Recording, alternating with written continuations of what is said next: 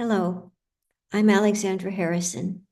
I'm very proud to inaugurate this lecture series about mental health for medical students that we call Mind Matters. I wish I could be there live for you this time, but unfortunately, a recording is the best I can do for this first lecture. I will be there live for you on Zoom for a couple of other lectures in the series. Let me bring up my slides.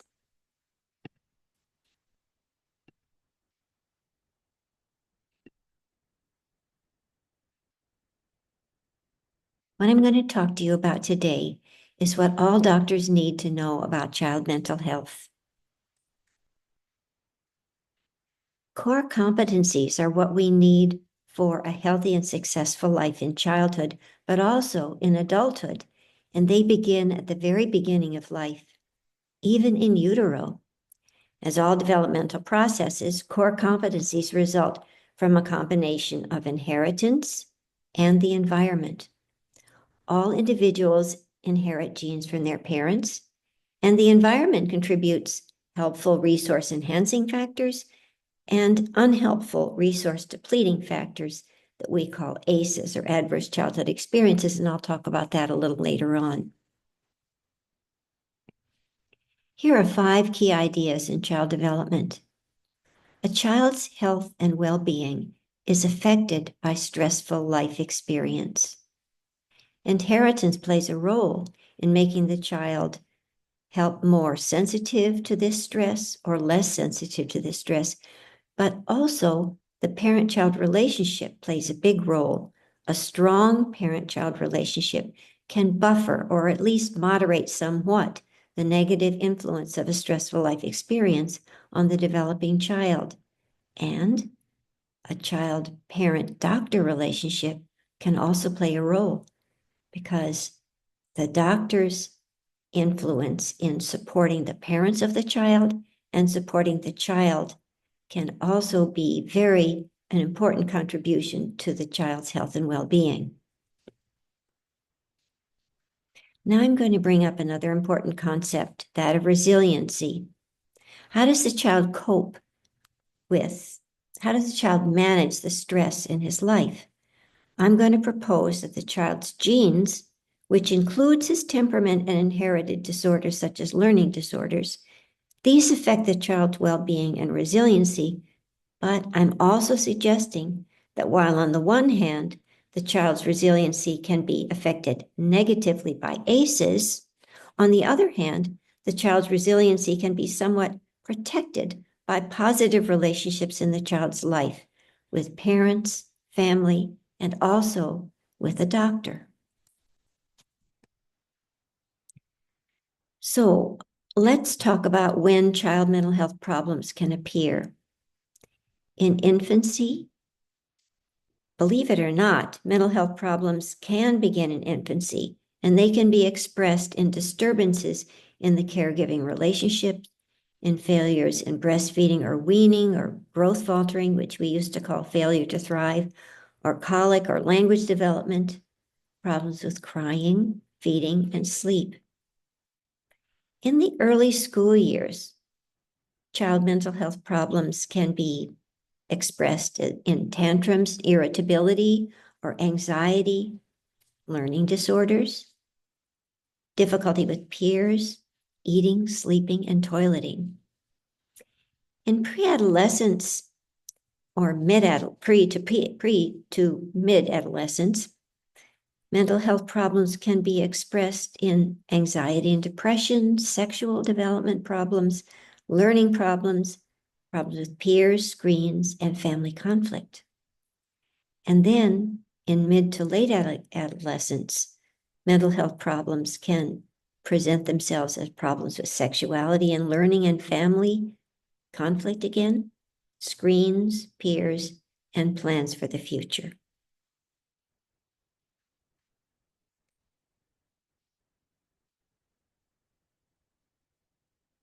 What can the family doctor do to address mental health problems early in life? I would say that the major way the doctor can help is by supporting the caregiving system, the parents, the extended family, supporting them in fulfilling the infant's needs for nurturing and sleep and comfort and learning. This includes the doctor supporting the family in meeting the child's developmental needs. So the doctor must be alert to identify developmental disorders in an early age.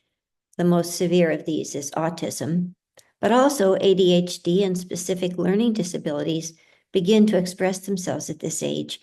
And in this lecture series, we have lectures on autism and anxiety and depression in children.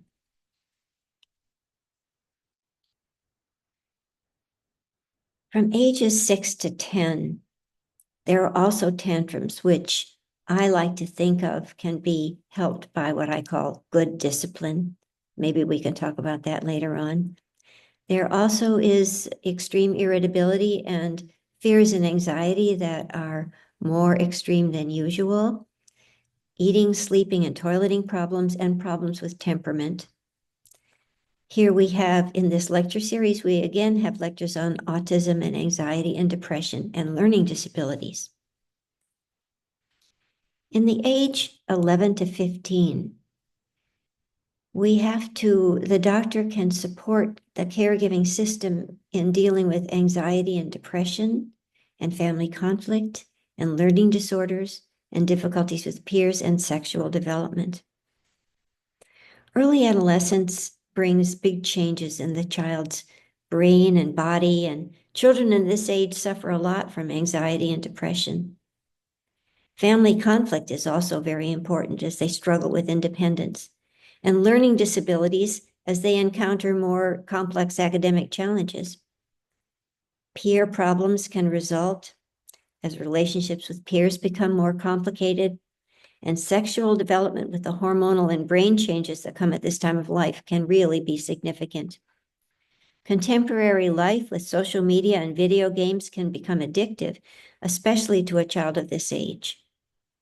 Children have to come to terms with their bodily changes as well as their hormones, and that makes most adolescents at least a little anxious, and some very anxious.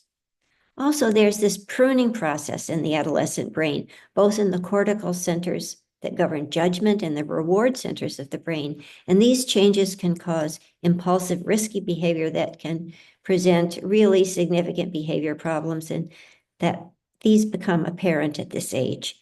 In the lecture series, we will have lectures on anxiety and depression and learning disabilities and screens. Older adolescents require some help often from doctors because they're facing the challenges of adulthood.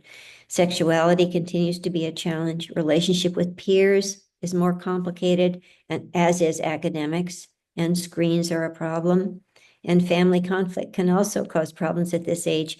This is a time perhaps that the doctor can talk about expectations of the child to the parents and even to the child, because unrealistic expectations can cause family conflict and also can cause anxiety and depression and poor self-esteem in the child. The doctor can help both the parent and the adolescent reevaluate their expectations for the adolescent's performance in school, for example, or even their behavior at home, and so that future plans can be more adaptive to the individual adolescent or young adult. So here are some of the childhood mental health disorders I mentioned before: anxiety disorders, depressive disorders, developmental disorders such as ADHD and autism, eating disorders such as difficulty in breastfeeding, ARFID, and pica. For those of you who are not familiar with these terms, the last two terms, ARFID is an avoidant restrictive food intake disorder, and pica is eating substances that we're not meant to eat, such as paint or dirt, for example. Also, family disruption can be very important and can result in neglect, abuse, or it can have to do with mental illness in the family, which has a negative effect on the child. These core competencies that I referred to earlier on, they're developing most rapidly in the first 1,000 days of life, and they're also referred to as executive functions. They're really important skills. We need them to be successful in adult life. And if we're not very good at them, if they're impaired, they can cause mental health problems. These executive functions or core competencies are focusing attention, making transitions flexibly, inhibiting impulses, waiting your turn, planning actions towards future goals, and as I mentioned above, the capacity for reciprocal relationships, which means relationships that include taking turns and sharing and caring about other people. I'm going to show you a short video that was made by the Center for Developing Child at the Harvard School of Education, which demonstrates to you really all that I've been talking about so far about the foundations for mental health and well-being, which you need to know about, of course, if you're looking for mental health problems, because you need to distinguish what is problematic and what is a part of growing up.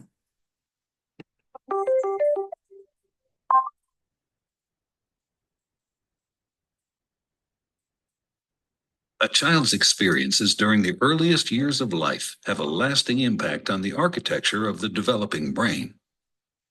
Genes provide the basic blueprint, but experiences shape the process that determines whether a child's brain will provide a strong or weak foundation for all future learning, behavior, and health. During this important period of brain development, billions of brain cells called neurons send electrical signals to communicate with each other. These connections form circuits that become the basic foundation of brain architecture. Circuits and connections proliferate at a rapid pace and are reinforced through repeated use. Our experiences and environment dictate which circuits and connections get more use. Connections that are used more grow stronger and more permanent. Meanwhile, connections that are used less fade away through a normal process called pruning. Well-used circuits create lightning-fast pathways for neural signals to travel across regions of the brain. Simple circuits form first, providing a foundation for more complex circuits to build on later.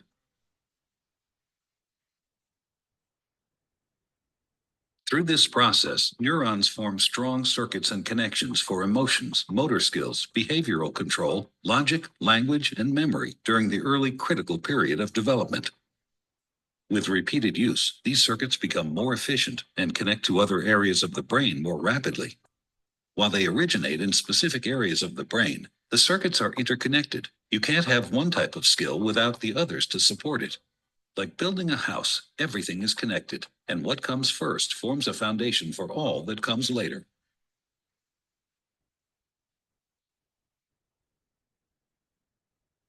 You can see why I emphasized early development is so important in child mental health and well-being. This is a wonderful way of understanding the hierarchical development of the brain. It was developed by my friend and colleague, Dan Siegel. If you raise your hand like this, the brain stem is what the wrist represents, and that develops first in the uterus, in the developing child intrauterine. Then if you fold your thumb across the palm of your hand, that represents the midbrain, or the limbic system, and that develops next. And then if you fold your fingers around your thumb, that represents the cortex, which doesn't really come online until a year of age. This is a simple looking model, but actually it has a secret complexity, because with all of these parts of the brains, like this, interconnected, you can imagine all the connections of the neural fibers, the neurons, the circuits, and all the different parts of the brain, they're all connected. And so what looks like a simple model is actually really suggests complexity. This slide's important because it reminds us that the brain, the nervous system really manages stress, and different parts of the nervous system develop it in different ways and at different times. So here, this model, which is by Bruce Perry, the Neurosequential Network, shows you that inside world and somatic input, the outside world, which is sensory input, comes into the brainstem where it's regulated. And here it continues to be regulated, but now we begin to relate because it has to do with emotions. And then up here in the cortex, we can reason and reflect. But you see what's so critical, what's made in red letters, is that in order to do all these things above, the higher parts of the brain, you have to be able to regulate stress, regulate the intensity of your emotions and your experience.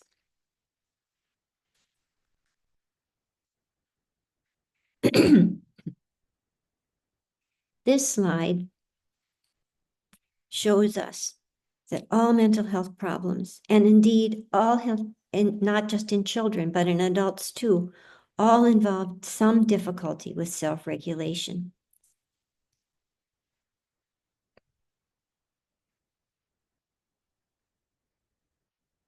And this slide explains the ACE study, what I told you about before. It was done by some internists in California in the 1990s, the late 1990s. And they just gave a survey to their patients, to their medical patients, to find out how many adverse childhood experience they had, such as you see on the right, physical or sexual emotional abuse, loss of a parent, witnessing domestic violence, mental illness of a parent, incarceration of a parent, chronic poverty, hunger, or homelessness. These are what we call the ACEs. And these doctors found out, these medical doctors found out that, as a matter of fact, their patients who had more even medical illnesses, biological illnesses, such as heart disease or diabetes or even cancer, they had more of these ACEs in their surveys than patients who were healthier. So what is really a remarkable statistic is that the number of ACEs, if the patient had 6 or more ACEs, these doctors found in this study that number could reduce life expectancy by 20 years. This is really remarkable and frightening, actually. However, specific ACEs may vary by culture in terms of frequency and effect. So some of the ACEs in the US where this was developed may not be the same in Pakistan or in other countries. In this slide, I'm talking about how the environment affects gene expression, and this is the science of epigenetics. Environmental stressors, such as the ACEs we just talked about, they create molecules, for example, methyl groups or histone groups, which sit on top of the DNA and RNA and turn the genes off and on. We looked at some of these ACEs before. This is very important because it suggests that this may be the mechanism of how these ACEs affect development through inheritance, through the DNA and RNA. The good news, though, is that these epigenetic changes, which typically can be harmful because they represent the stress, the effect of stress in the environment on the developing child, these epigenetics can sometimes be reversed by mastery experiences. If a child can do something really well and is recognized and supported in doing that, and by positive relationships in the students' lives. This little girl looks as if she's very proud that she was able to do something. And if her parents and her family continues to help her feel proud about this accomplishment, and if the doctor supports that, supports the parents doing that, and supports the child, that can be helpful in reversing some of the negative changes of, for example, the poverty or other misfortunes in her life. Down below, you see an older child helping a younger child. And this is also the kind of relationship in which one person can be helpful to another person, can give to another person. And in doing so, that enhances their self-esteem, their sense of their own value, and that can be another opportunity to reverse some of these, or at least modify some of these epigenetic changes. I want to say something about temperament because temperament is something that can often be confused with mental health problems in children. Temperament is the predisposition to respond to the environment in certain ways so that there is inherited variation in the threshold of arousal in these certain selected limbic sites that may contribute to a child being what we might call shy or timid, or a special kind of sensitivity to something new, to surprises, to unfamiliar objects and persons and events. And this can be part of a child's inherited temperament and cannot necessarily affect the child's healthy adaptation in the end. But if the child is acknowledged and supported in their efforts to manage stress, variation, and unfamiliarity, and not shamed, and the doctor can help in this by helping the parents understand that this is the child's temperament, then the child can do well. Of course, the child also has to, the child who's very sensitive also has to have limits placed on his behavior, and that the doctor sometimes can help with too.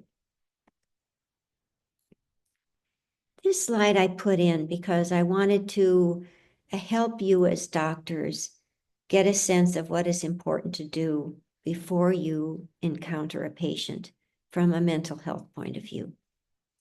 And I refer to stop, look, and listen, which is how we teach young children to cross the street.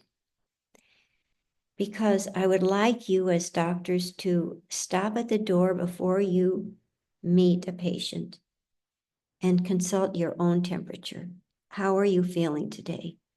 How much stress are you carrying at the moment? If you're carrying a lot of stress, if you're anxious because of something that happened before, or because of what you imagine you're going to see in the room with this new patient, take a deep breath. Even distract yourself a little bit in order to calm yourself before you meet your patient, because it will go much better if you're going to help your patient with whatever mental health condition your patient is in. Maybe your patient is feeling just fine. Maybe your patient is very anxious or feeling down. If you are better regulated, if you have less stress in your body and mind, you will be more available to them and you will be being a better doctor for them. The second step is to look. Observe what you see. Observe what you see in the child and the child's caregiving parents.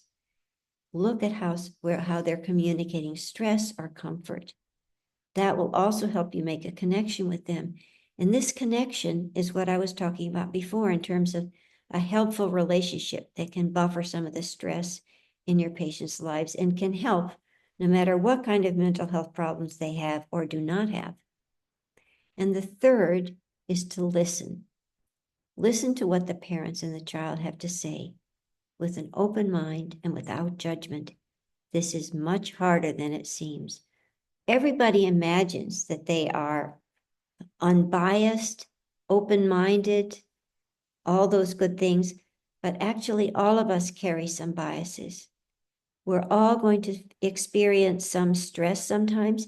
If we see, for example, a parent who looks as if they're maltreating a child, or a child who is being defiant and obnoxious in the consulting room.